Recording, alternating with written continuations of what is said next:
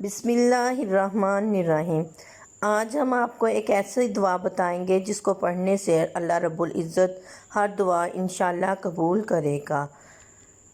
سجدے میں جا کر صرف 21 مرتبہ پڑھنا ہے۔ سجدے کی حالت میں یہ دعا پڑھنی ہے، ہر دعا پوری۔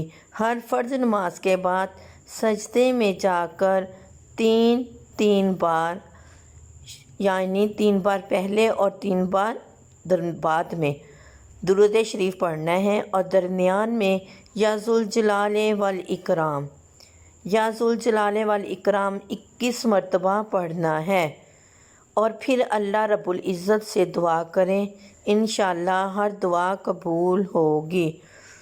عمل ہے یا ذوالجلال والاکرام۔ یا ذوالجلال والاکرام ہر نماز کے بعد سجدے میں جا کر تین بار